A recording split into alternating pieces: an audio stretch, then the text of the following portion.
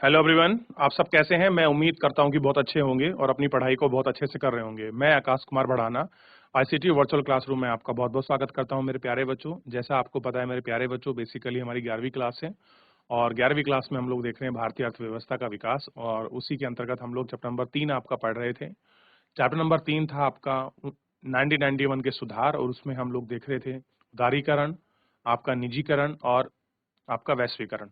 तो उदारीकरण के सारे पहलुओं को, सारे आयाम को हम लोग अपने इस लेक्चर के माध्यम से बहुत अच्छे से आपका देख चुके थे। सारी चीज़ों को हम लोगों ने आपको क्लियर किया था कि हमारा लिबरलाइजेशन का मतलब क्या है, कानून में कैसे आपको शिथिलता लानी है, वर्ल्ड बैंक आईएमएफ ने भारत के लिए क्या सुझाव दिए, किन शर्तों का रखा, कौन से प्रस्ताव ऐसे रखे थे। तो उन सभी पर हम लोग आपका गौर करके, विचार करके इन सारी चीज़ों को एक-एक करके हम लोग आपका देख चुके हैं।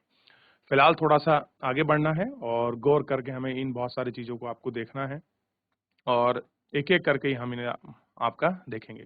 तो आज हम वो आपका बेसिकली आपका निजीकरण को पढ़ेंगे, लेकिन मैं आपको इन्वेस्टमेंट आपका विनिवेशीकरण आपको मैं समझा चुका हूँ। 2 वेज़ मैंने आपको बताए थे। कोई कंपनी कोई अपना स्वामित्व किसी को सौंप दे या पूर्णतः उसको किसी को दे दे। तो वो वहाँ तक हम लोग आपका देख चुके थे। फिलहाल उससे आगे बढ़ेंगे मेरे प्यारे बच्चों, तो हम चलते हैं सीधा डिजिटल बोर्ड पर। चलिए, ध्यान रहेगा इतना। तो सबसे पहले एक छोटा-सा रिवीजन हमारा बनता है ब्रीफ में, एकदम एकदम मैं आपको करा दूँगा। देखिए, सबसे पहले हमने क्या किया, हमने परिचय को पूरा पढ़ा, हमने पृष्ठभूमि को उसमें देखा, हमने फॉरेन रिजर्व की बात की थी, हमारे पास कितना बचा था, विदेशी मुद्रा भंडार क्या था, क्या हमारी पॉलिसी होगी, इन सभी पर हम लोग गौर करके अच्छे से देख चुके थे। हम लोगों ने समृद्धि की बात की, समृद्धि क्या है, उदारीकरण की हमने बेसिकली बात करी कि हमें क्या चाहिए, अपनी अर्थव्यवस्था को गति प्राप्त करने के लिए हमको नियम कानून और इन सब में हमें थोड़ी आपकी शिथिलता बरतनी होगी, लाइसेंस प्रणाली को हमने लिबरल करना होगा और औद्योगिक हम लोग आपका विनियमीकरण लेके आए, हमने वित्तीय सुधार किए, नहीं फाइनेंशियल रिफॉर्म किए। 1991 में हर लोगों को लाभ हो, हमने प्राइवेट सेक्टर को आपका बढ़ावा देने की कोशिश की। हमने उसमें आपका कर रिफॉर्म प्रणाली की, हमारे यहाँ जो टैक्सेशन व्यवस्था थी उसमें हमने चेंज किया। फिलहाल हमने फिर चेंज किया, 2016 में हम लोग जीएसटी लेके आए, 1 जुलाई 2016 से हमने लागू किया। कर व्यवस्था में चेंजेज हुए, फॉरेन एक्सचेंज क्या होगा, उसमें कैसा रिफॉर्म किए गए, हमने उसको देखा। व्यापार एंड ट्रेड एंड इन्वेस्टमेंट जो आपकी पॉलिसी थी हमने उसको चेंज किया कि उसमें क्या रूल्स होंगे। तो ऐसे करके हम लोगों ने बहुत सारे आपका देखा, हमने नवरत्न महारत्न कंपनियां जो है उनको देखा और उन पर हम लोगों ने बात की। तो इस तरीके से हम बहुत सारी चीजों को आपका गौर करके एक एक करके इसमें आपका देख रहे थे और इसमें आपका गौर कर रहे थे। ठीक, तो इस तरह से हम लोगों ने इसमें बहुत सारी चीजों पर हमने बात कर ली थी। तो हम क्या कर रहे थे, कल हम लोग शुरू कर दिए थे, हम लोग लास्ट लेक्चर जब हमारा हुआ था हम लोग निजीकरण को देख रहे थे।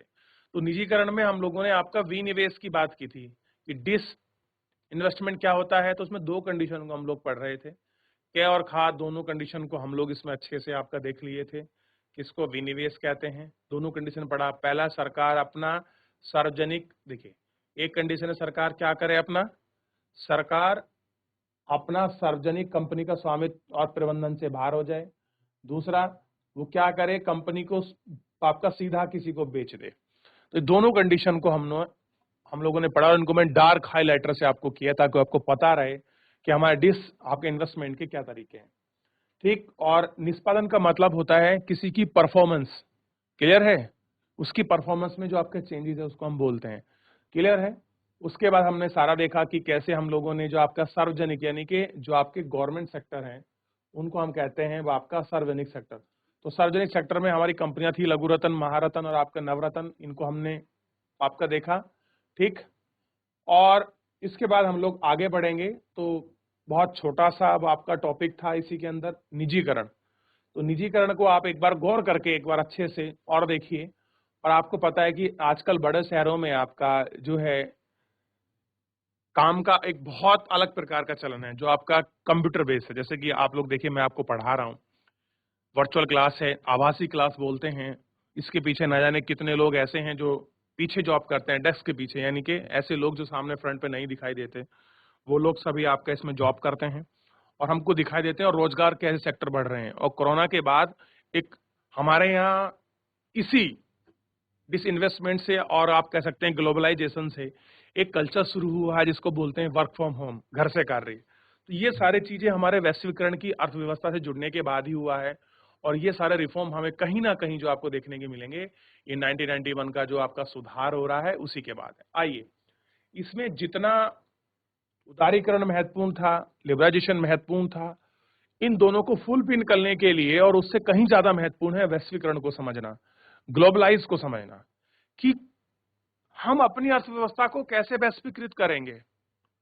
तो किसी भी अर्थव्यवस्था का ग्लोबलाइज होना, वैश्वीकरण होना क्या है, यह हमको सबसे प्राइमरी देखना है। आइए इस पर बात करते हैं। यद्यपि वैश्वीकरण किसी अर्थव्यवस्था का विश्व के एक साथ एकीकरण के रूप में जाना है। कैसे है? किसी अर्थव्यवस्था का, अर्थ मतलब व्यवस्था मतलब उस देश की होगी। विश्व की अर्थव्यवस्था, विश्व की अर्थव्यवस्था का मतलब जानते हैं? पूरे विश्व की अर्थव्यवस्था, नॉट अ सिंगल कंट्री। किसके साथ? सब लोगों के साथ एकीकरण के रूप में जाना, यानी कि किसी देश की अर्थव्यवस्था और देश के साथ एकीकृत हो गई है, मर्ज हो गई है, जुड़ के चल रही है। और अब आप ये नहीं समझ सकते कि अपना पैसा आपने दूसरे देश को दे दिया, नहीं। इसमें मतलब है किन उद्देश्यों को लेकर, किन गोल्स को लेकर हम लोग ये बात कर रहे हैं। देखिए, कह रहे हैं कि एक जटिल परिघटना है, आप इसे आसान नहीं मान सकते, एक अपने आप में कॉम्प्लेक्स है। ये उन सभी नीतियों का परिमाण है जिनका उद्देश्य विश्व को परस्पर निर्भर और अधिक एकीकृत करना है। तो हम क्या कोशिश कर रहे हैं कि हम पूरे विश्व को एक समझकर चल रहे हैं, एक अर्थव्यवस्था को लेकर चल रहे हैं। इसके अंतर्गत आर्थिक, सामाजिक, भौगोलिक सीमा का अतिक्रमण की गतिविधियां और नेटवर्क का सर्जन करना है। कैसा है? इकोनॉमिकल, सोशल और ज्योग्राफिकल जो आपकी बाउंड्रीज हैं, आप उन पर अपना कब्जा नहीं कर रहे हो, बल्कि क्या कर रहे हो? नेटवर्क का सर्जन, चीजों को बना रहे हो। कह रहे हैं कि वैश्वीकरण ऐसे संपर्क सूत्र की रचना का प्रयास है जिससे मीलों दूर हो रही परिघटना के प्रभाव भारत के घटनाक्रम से भी स्पष्ट दिखाई देंगे। क्या होंगे? इस घटनाक्रम को जो है बिल्कुल स्पष्ट दिखाई देंगे। यह समग्र विश्व को एक बनाने और सीमा मुक्त विश्व की रचना करने का प्रयास है। क्या है? एक बनाने और विश्व की सीमा मुक्त करने का जो है आपका प्रयास है। ठीक, ये कैसे हम विश्व को मुक्त बना सकते हैं और कैसा हम इसको एक बना सकते हैं, उसके दिशा में आपका किया गया एक आपका प्रयास है। आगे अगर हम चलें इसमें और देखें, कह रहे हैं बाह्य प्रमाण ऐसे क्या हैं जो एक्सटर्नल जो आपके फैक्टर हैं, थोड़ा उनको देखते हैं। वैश्वीकरण की प्रक्रिया में एक विशिष्ट परिमाण है, कह रहे एक अलग रिजल्ट है। इससे कंपनियां किसी बाहरी स्रोत संस्था की नियमित सेवा से प्राप्त करती हैं। इसमें क्या होता है कि हम लोग क्या करते हैं, हम किसी दूसरी कंपनी से हम आपका बाहरी सर्विस प्राप्त करते हैं। एग्जाम्पल के रूप में आप अच्छे समझ लीजिए, मान लीजिए मैं कोई किसी चीज का शोरूम खोलता हूं। ऐसे मान लीजिए मैंने कोई अपनी कंपनी बनाई एक्स करके, या वाई, एबीसीडी, कोई भी एक मेरी कंपनी है और उस कंपनी में आपका टेक्निकल चीजें बनती हैं या कोई ऐसी गुड सर्विस बनती है। तो अब मान लीजिए भारत में उसकी मैन्युफैक्चरिंग हो रही है, क्लियर है, लेकिन उससे संबंधित जानकारी आपको जापान दे। कौन दे? जापान दे। तो ऐसी भारी सेवा से जो हम आपके भारी इंस्टीट्यूशन से जो आपका सर्विस प्राप्त करते हैं, ठीक, इन्हीं को बोलते हैं बाह्य प्रमाण, और इसी को हम बीपीओ भी कहते हैं। क्या कहते हैं? बीपीओ। ये नया है, पर चलना आपको समझ आएगा, क्लियर है। जिन्हें पहले देश के भीतर ही प्रदान किया जाता था, जैसे कानूनी सलाह, कंप्यूटर सेवा, विज्ञापन सुरक्षा आदि। लेकिन संचार के माध्यम से आई क्रांति, विशेषकर सूचना और प्रौद्योगिकी, इंफॉर्मेशन एंड टेक्नोलॉजी ने क्या किया है? प्रसार में सेवाओं को एक विशिष्ट आर्थिक गतिविधि का स्वरूप प्रदान किया है। अब इसका जो रिफॉर्म है, जो आपका चेंज है, वो कर दिया है। इसी कारण विदेश से इन सेवाओं को प्राप्त करना बाह्य प्रमाण की प्रवृत्ति है। अगर आप विदेश से कोई सेवा लेते हो, उसी को बोलते हैं हम लोग ये चीज बाह्य प्रमाण। क्लियर है? अब देखिए, अब तो ध्वनि आधारित व्यावसायिक प्रक्रिया प्रतिभा, जैसे अभिलेखन, लेखांकन, बैंकिंग, रिकॉर्ड्स, फिल्म, क्लियर है, पुस्तकांकन, चिकित्सा संबंधित परामर्श, यहां तक कि शैक्षणिक कार्य भी बाह्य स्रोत, यानी कि जिनको बोलते हैं आउटसोर्सिंग, क्या कहेंगे इनको? आउटसोर्सिंग से आपके किए जा रहे हैं। मान लीजिए आपकी शादी की वीडियो एल्बम बनी और आपको लगता है कि नहीं, ये एल्बम अच्छी बनाई, मेरे को बाहर से इसको आपका डिजाइन कराना, तो आप नॉर्मल अपनी वीडियो शूट कराइए और किसी यूएस को आप नेट पर घेर दीजिए। बहुत लोग बायर हैं जो उसको खरीदने आ जाएंगे कि हम लोग एडिट करके देंगे। कोई कहेगा हम $20 में, कोई 30 में, कोई 100 में, कोई 50 में, जो भी क्वांटिटी है वो रेट में, वो लोग क्या करेंगे, उसको एडिट करके देंगे अपने हिसाब से। तो इस तरह से काम हो रहा है। क्लियर है? जैसे मान लीजिए अब यूएस वालों को लगा कि हमने कोई बुक लिखी है, वो आपको बुक लिख देंगे, ठीक है। अब वो क्या करेंगे, वो भारत किस में वहां किसी प्रिंटिंग प्रेस को या बहुत सारे को अपना टेंडर लीगलाइज कर देंगे कि हम लोग क्या चाहते हैं, हम लोग 10 लाख बुक आपसे छपवाना चाहते हैं। तो बुक लिखी किसने? किसी यूएस के आदमी ने, ठीक। उसे कंप्यूटराइज फॉर्मेट में किसने लिखा? यूएस में किसी ने। लेकिन उसकी प्रिंट कॉपियां बनकर कहां से जा रही हैं? भारत से। तो ऐसे ही इसको बोलते हैं आउटसोर्सिंग।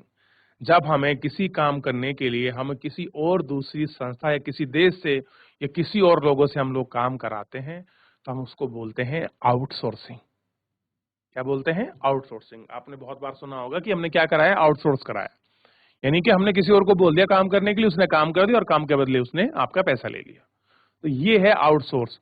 और आज के समय में ये पूरे विश्व में बड़ा आपका प्रचलित है। अब आप देखते होंगे डॉक्टर से, मान लीजिए आपको भारतीय डॉक्टर से कोई विश्वास नहीं है, आपको कोई कंसल्ट करना है, कोई आपको सलाह लेनी है, तो आप ऑप्शन है आपके पास, ऑनलाइन जाइए, आप किसी डॉक्टर से अपना कंसल्ट बुक कराइए, फीस पे करिए, वो आपको फेस टू फेस बैठ के वीडियो कॉल पे आपको दवाई देगा, आपको पूरा सारी चीजें आपको समझाएगा कि ये आपका प्रिस्क्रिप्शन है, इस तरह से आपको यूज करना है। बस आजकल तो यही बहुत चलन में है। कह रहे हैं कि अनेक विकसित देशों की कंपनियां भारत की छोटी छोटी कंपनियों से सेवा प्राप्त कर रही हैं। अब आप देखते हैं कि मान लीजिए जैसा कोई काम है, अगर किसी कंपनी का, यूएस का, कोई भी किसी देश, मान लीजिए जापान ने अपना डेटाबेस का कुछ आपका कुछ काम दिया। अब उन्हें पता है कि अगर हम ये काम अपने बाप का देश में कराएंगे जापान में, शायद बहुत महंगा होता है वहां। तो वो लोग क्या करते हैं, भारत की छोटी मोटी कंपनियां पकड़ते हैं, उनको बोलते हैं हमारा डाटा है और डाटा मैनेजिंग करना है, इस फॉर्मेट में हम आपको दे रहे हैं। वो लोग दे देते हैं क्योंकि उनको सस्ता पड़ता है। और भारत को वो लोग बोलते हैं कि आप हमारी डाटाबेस करके हमको आपका भेज दीजिए। तो इस तरह से जो डेवलप कंट्री हैं वो क्या कर रही है, हमारे जो छोटी कंपनियां हैं, छोटे इंस्टीट्यूशन हैं, उनसे सर्विस ले रही हैं। अब उसमें उन्हीं का भी फायदा है क्योंकि उनका काम आपका लो कॉस्ट पे हो रहा है, और हमारे लोगों का इसलिए फायदा कि उनको एक क्या मिला है, आपका एम्प्लॉयमेंट मिल रहा है। तो इस तरह से क्या हो रहा है, अब एक दूसरी अर्थव्यवस्था एक दूसरे से मिल रही हैं। तो अब क्या हो रहा है, आपका सर्जन हो रहा है। अभी हम लोग क्या पढ़ रहे थे, आपको पता होना चाहिए कि हम क्या करेंगे, नेटवर्क का आपका सर्जन करेंगे। देखिए किसकी बात कर रहे थे हम, नेटवर्क के वो आपका सर्जन करने की। तो यही क्या है, कोई आपका अगर डेवलप कंट्री, कोई भारत की छोटी कंट्री से काम करा रही है, इस तरह की सर्विस प्रोवाइड कर रही, यही ग्लोबलाइजेशन है। अब कह रहे हैं कि थोड़ा सा ध्यान दें आप इसमें, कह रहे हैं कि आधुनिक संचार साधनों के माध्यम से, जैसे इंटरनेट आदि की सेवा से जुड़ी हुई ध्वनि और दृश्यों की जानकारी को तुरंत शून्य से 9 की संख्या में आपका परावर्तित कर देश ही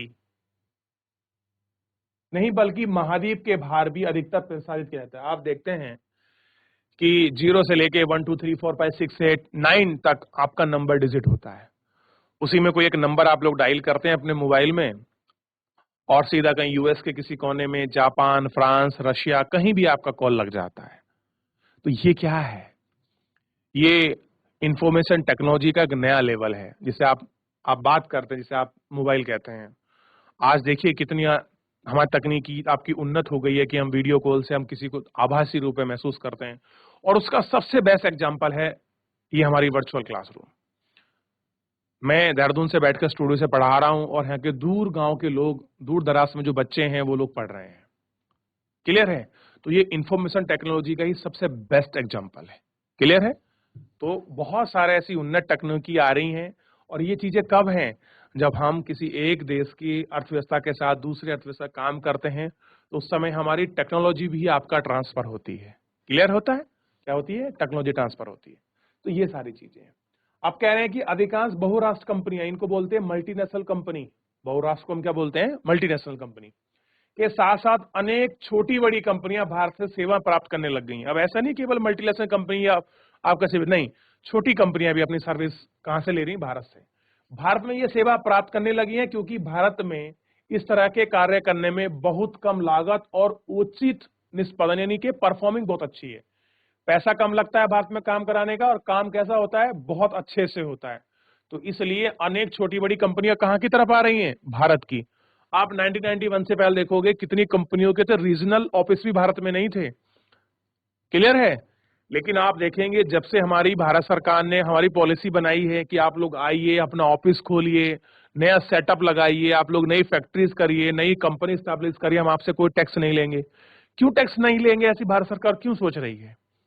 ताकि जब कोई कंपनी भारत में आके अपना 1000-2000 करोड़ रुपए लगाएगी, 10,000 करोड़ रुपए लगाएगी, तो हजारों लोगों को, लाखों लोगों को, भारत के लोगों को रोजगार मिलेगा। उन्हीं के साथ से हॉस्पिटल, स्कूल आपके डेवलप होंगे। भारत की जो पर कैपिटल इनकम है उसमें इंक्रीज होगा, बेरोजगारी खत्म होगी, हेल्थ फैसिलिटी बढ़ेंगी, एजुकेशन फैसिलिटीज में चेंजेस होंगे। क्लियर है। देश की जीडीपी में सुधार होगा। जब कोई किसी देश से एक कंपनी कोई भारत में आकर प्रॉफिट कमाएगी, तो उसको देखकर और अन्य 10 देशों की कंपनी क्या होंगी, भारत में आने के लिए आकर्षित होंगी कि चलो हम भी अपना प्रॉफिट के लिए चलते हैं। तो इससे क्या होगा, भारत में लाभ होगा। तो भारत में निम्न मजदूरी दरें, और भारत में कैसा है, काम कराना बड़ा सस्ता है। आपको महंगा लगता होगा, लेकिन औरों की देशों की तुलना में भारत में बड़ा सस्ता है। कुशल श्रमिक की उपलब्धता, सुधार उपरांत विश्व स्तरीय बाह्य प्रमाण एक आपके गंतव्य बना दिया है। तो ये सारी चीजें क्या हैं, बड़ी अच्छी हैं, और यही रिफॉर्म है। और इसी को आप समझ सकते हैं कि यही क्या है, यही है हमारा ग्लोबलाइजेशन। क्लियर है।